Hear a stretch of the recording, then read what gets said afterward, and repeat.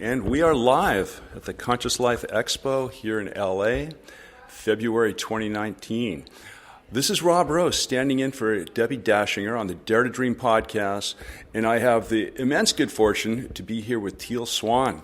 Teal, thanks for coming on the podcast. Good to be on the podcast. Hello. Well, there's so much that you're doing. First off, just from what little I've learned about you, I really want to honor you for having the courage to do what you do. It sounds to me like you're venturing into territory where there might be some risks, and you're functioning from a position of strength, and it sounds like you're standing firm and helping people in the way that you really want to help them. It sounds like you're helping people all over the world. You've got a really big online presence. So what I'd like to do, rather than having you recite your whole litany of how you got started and that kind of thing, we got a little bit of time here, but I'm really fascinated to learn what you're doing now, what's on the immediate horizon. But just to give it a little context for our listeners, can you give us just like a real quick overview of what the framework is of what you do? There's several components. You've got the Facebook community. You've got the Philia retreat in Costa Rica. Just kind of a big picture, high-level overview of things. The big picture, high-level overview is that I teach to human suffering. So I don't know how to categorize that. For overcoming trauma, I've got completion process. For people who are dealing with isolation, which is the root of addiction as well, I've got all of this new teachings around the new book, The Anatomy of Loneliness. For people who are working on relationships, I've got connection processes for, I do have a very large tribe around the world that they consider themselves an intentional community, and that's called the Teal tribe. So they're doing all kinds of events as well themselves, gathering. Well, one thing that really struck out about learning a little bit about you, it seems like you've got a really well-defined process for at least some level of replication of your personal abilities. I guess over the past few years, you've learned how to help people in certain ways, and rather than just try to do it yourself, it looks like you put together a really clear and defined process of training other people to do what you do, and you put together this technique called the completion process. So how is that looking? Are there getting to be more and more practitioners that people who are troubled can reach out to throughout the world? Yeah. Which I'm so excited about that, because one of the main components for healing is to have somebody in it with you. People need their pain to be seen. So training people around the world who are able to do that is making it actually a lot easier for people to overcome their own personal trauma. And it's very important for me to do that, because trauma is everywhere, and every person experiences trauma. It's just about where they fall on this continuum scale that is trauma. So if everybody on Earth who's walking the planet today has experienced some kind of trauma, and there's no way in hell I can work with all of them. So I have to find a way to get these types of processes in the hands of people who, honestly, I wrote this process not even so that you need a practitioner to use it, which was very risky of me. But I wanted to take that risk, because if there's somebody who needs assistance and needs access to these kinds of tools, they can't afford a $100 visit to see a therapist to give it to them.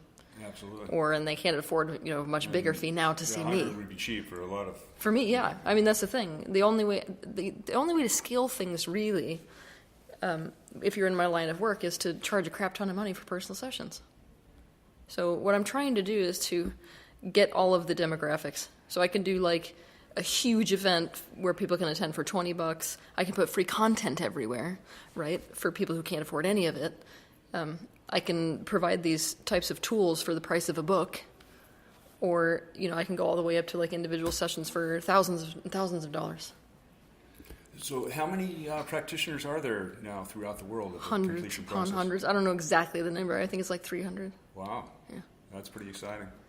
So I understand that some of these people are taking their business to a whole new level themselves. Are there more advanced levels of the completion process people can do, or can people take this as a foundation and maybe then train other people so it kind of scales virally or anything like that? We're actually considering that right now. I'm going to make different levels. So it's my intention, because the completion process is just one skill, right? being somebody who can facilitate all kinds of things is actually much more complex than that. So I'm going to have a lot of different levels where if people really want to dedicate themselves to, what I consider to be my work in the world, then they're going to have a much bigger profile and have careers out of whatever it is that I'm doing. But the reason that I wanted to train people in completion process is, let's say you've got just like a psychiatrist, psychologist, MD, and they're not looking to do anything like I'm doing. But they've got somebody who comes in, they've got chronic illness, can't figure out a way around it. Trauma's the root of this, by the way. They have a tool now that they can use, which is what I love about that process. It's such a good accessory to every other type of healing. So it's not like it's a contradiction to Reiki. It's not a contradiction to mainstream medical science. It's not a contradiction to the traditional psychotherapy process. So I wanted people to be able to actually have it as a tool, regardless of whether they wanted to become spiritual guides or not. So you actually have some credentialed psychiatrists and psychologists Yes. that are starting to use it as an No, adjunct to their obsessed. therapy, I have. Okay, so what's happened basically is that I want to change the face of mainstream mental health. That's one of my Absolutely. ultimate goals. It needs it. It's in a horrible state of disarray right now. Yeah. Even psychiatrists, who are the best in the world, will look at you and say, we know nothing about the brain. Now, the first thing that I do when I have people come train with me is they have to put this lens on where they see the world through the spectrum of trauma. We have to consider that it doesn't matter whether somebody is suffering from a physical dysfunction or a mental dysfunction or emotional dysfunction. It all has its roots in trauma that's unresolved. After I put those lenses on someone, it changes their reality. So what I've had happen is several psychiatrists, even people who are the chief admitting officers for these, inpatient care clinics, who are starting to realize they can't do their job anymore after understanding what it is that's causing all of this. So I've got people that are dedicated, like fully dedicated their career. If I want to start a new place, they're going to start it, for me and with me. They're actually signing themselves up to do clinical trials. Absolutely. So that's wonderful. Yeah. Are there any brick and mortar locations that? Not yet. Not yet. I don't know. Is there anything you can tell us about that? Any future plans? Oh, hell yeah. Yeah, I'm actually Cool. working with 2 psychiatrists right now to try to start something up. It's going to be either in Nevada or Idaho, I think. Wow, that is awesome. That is really exciting. Well, you mentioned some of the different types of trauma people experience, and I agree. There's so many types. We've got our soldiers that we all honor for their work in Iraq and Afghanistan, and there's been so much sadness with what some of these guys have experienced. We've got people that have experienced childhood trauma like yourself. There's been people that might be victims of crime, be it robberies, burglaries, even a relatively minor crime can be very traumatic. Somebody knocks you down and steals your wallet or your purse. That's horrible. It's a horrible experience. So. But I'm more aggressive than that. Yeah. I'm saying that trauma is distress without resolution. Okay. The majority of people that you see walking the planet who have abundance issues today, actually, it's nursing trauma. So we have to understand that most of what we are normalized to actually is trauma. But because it's normalized, we don't recognize it as such until, of course, X amount of generations in the future when they look back and say, oh my gosh. So let's say that you're a tiny baby, you have no way of communicating. Everything that you want and need on demand comes through your mother until one day, with no communication, is cut off. No understanding about that. You have a lot of distress in your body. No awareness about why suddenly you can't get what you want/need. There is no resolution. You have to cope with it, and coping is the mechanism that actually creates this whole trauma cascade where somebody ends up dysfunctional as an adult. So everyone has experienced trauma. Okay. That makes sense. It's a matter of degree, I suppose. How would you?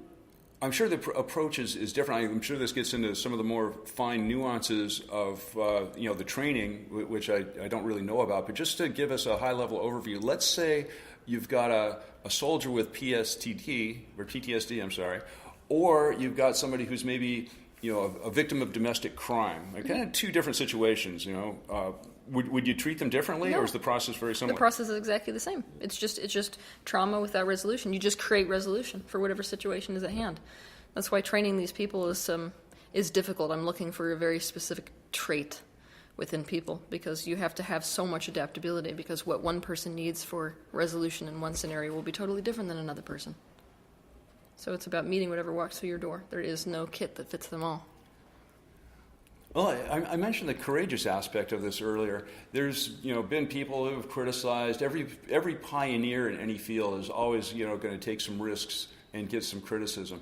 But I think risk is part of life. I mean, I'm not risk averse myself. I've taken a lot of risk, and it seems like you're taking some risk too, to be sort of a pioneer and sort of maybe go against the grain of established Yes. mental health treatments. Yes. And that's, I think, an awesome thing.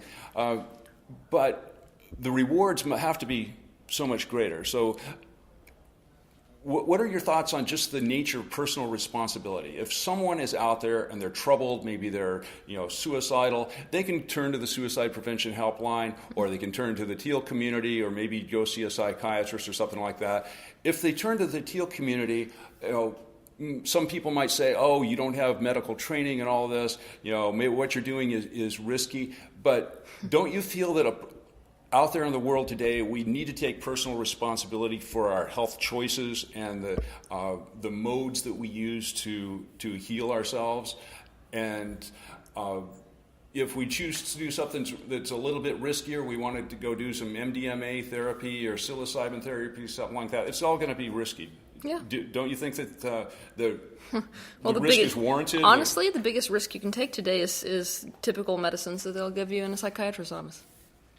Absolutely. So Agreed. you're taking a risk no matter what you're doing. It's just, if you've got some guy who's trained in some school, mostly the stuff that they teach there, by the way, is promoted by the people who benefit financially by them teaching that material. Absolutely. But yeah, I would love it if people took personal responsibility for their decisions. At the same time, I feel like people in my position have to be aware of the amount of pressure that we're taking on and the seriousness of it. But I'm unwilling to not take a risk for people who are in the same position as me, just based off of saving my own ass. I'm not going to do it. So. Well, what are your thoughts on some kind of parallel therapies? And I don't know if you get involved in plant medicines. I'm sure you're very well aware of the sort of the psychedelic renaissance, so to speak. Yes. All the work that's been done in PTSD, depression, end of life, cancer care, things like this, with substances like psilocybin and MDMA, ibogaine, ayahuasca. What are your thoughts on that? Do you use those things at all in your work, or do you feel that they're sort of an effective option? I have tried them myself. I've seen them be immensely successful. I am not against them in any way. I'm for them in many cases. My thing is that it's like I don't want people to be dependent upon a substance when mankind's consciousness in and of itself, if you actually are stepping into a space of free will and starting to live in alignment with your authentic self, there is no need for it. And that's the true freedom that I'm trying to lead people towards. If this is a tool that people use to get there, then so be it. My main issue with all of that stuff is just because people don't understand how important set and setting is. You can't be doing those types of things without somebody who is very knowledgeable about those things leading you through the process, because it forces integration before people can actually integrate it. Okay. Most people, and like I said, I love this tool for some people, but if you're struggling here in your day-to-day life and then you go and you take one of those medicines, it literally removes the ego or shows you the ego so clearly that it's like a completely life transformational situation. And it's not always beautiful. Most of the time it isn't, actually. Absolutely, yeah. I've definitely heard some horror stories as well as some very successful stories. So what is somebody supposed to do if they go through that type of an experience and they don't have anybody to help them integrate the experience into their day-to-day life? It's the disparity between those two states that people can't hold. Well, again, I'm kind of assuming responsible use of such substances, which would imply maybe a guide. Then I love that idea. Great.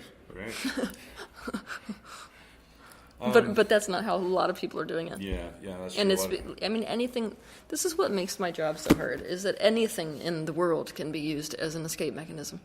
So these medicines can be an incredible tool for healing, and an incredible way to avoid oneself. Just like meditation, just like any tool I create. Anything can be used to facilitate the ego instead of to integrate the ego. Now, what would you say, just hypothetically, if somebody, or maybe it's not hypothetical, maybe people have probably talked to you about this. What if you've got somebody that's really not experiencing any trauma and say, hey, I'm pretty happy with my life, They wouldn't be seeing me in the first place. Well, what if they said, Teal, do you have any ideas about how I might perform better? How that's easy. I might take a good baseline, a happy that's life, so easy. and take it to the next level. That's easy. What would you say to somebody like that? I'd figure out what it is they want to achieve and figure out what's preventing them, just like I would everything else, and it's easy as hell. I mean, everything short of the people that I like to deal with are easy.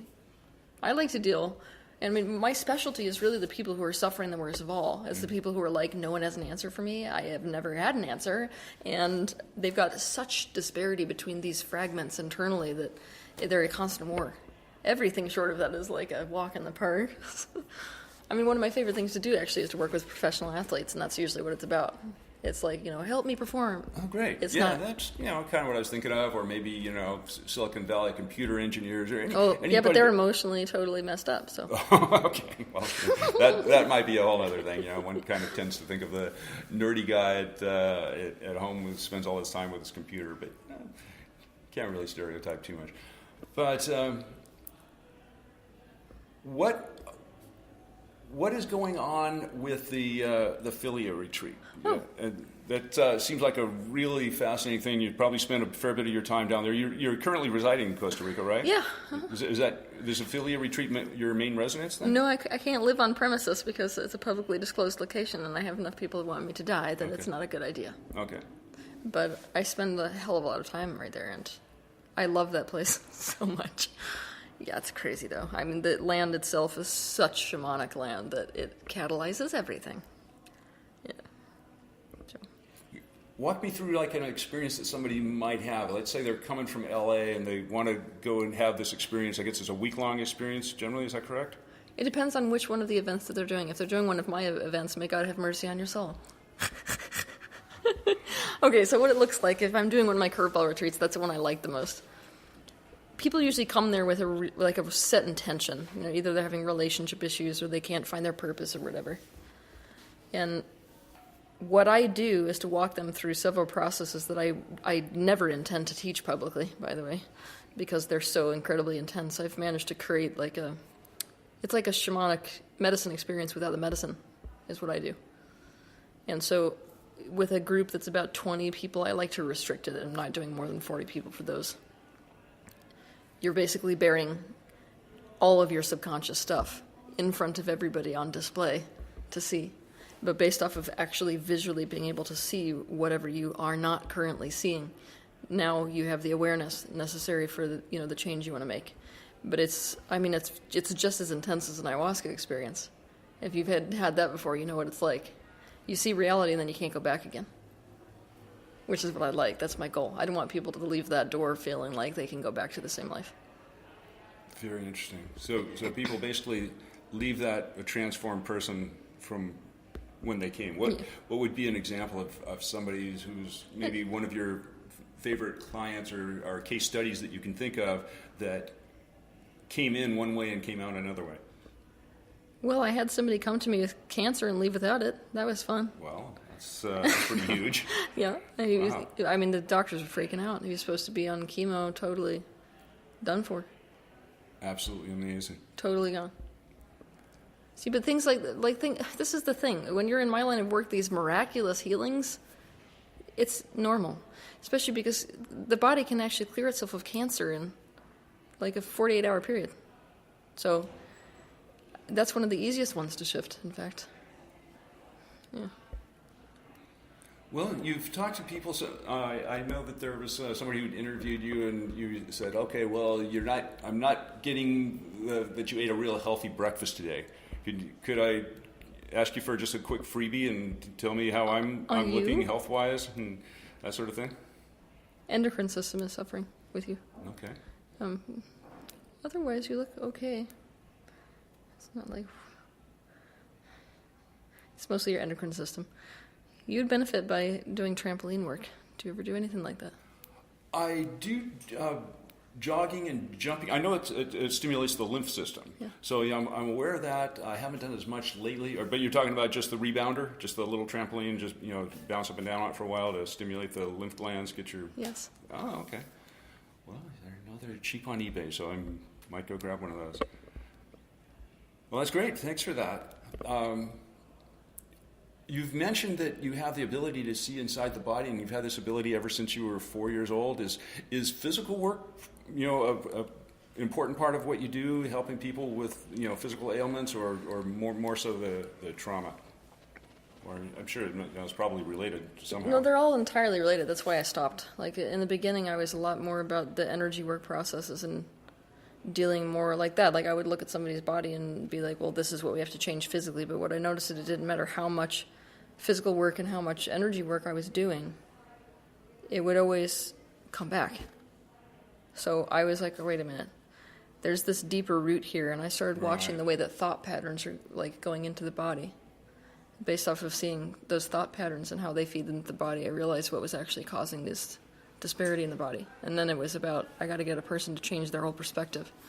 And then it was sort of like an accessory / no point, It's not what I want to teach primarily, which is why I'm not like going at people for nutrition and things like that. But if I can teach somebody to change the way that they feel, then that pattern is no longer feeding the physical ailment inside the body. So... Well, it makes a lot of sense. That's most of the questions I had. You've been very gracious with your time to cover these points for us. I'm sure our listeners will really benefit. Let's let people know where they can go to find out what you're doing now, stay in touch with you, learn about your current and future plans. Maybe if somebody's interested in becoming a practitioner of the completion process. Where are the best places to find you online? My website would be the best, tealswan.com, because I collect everything there. So it's sort of like the mecca where you can go to see the videos of the blog or the products or events, whatever. Yeah.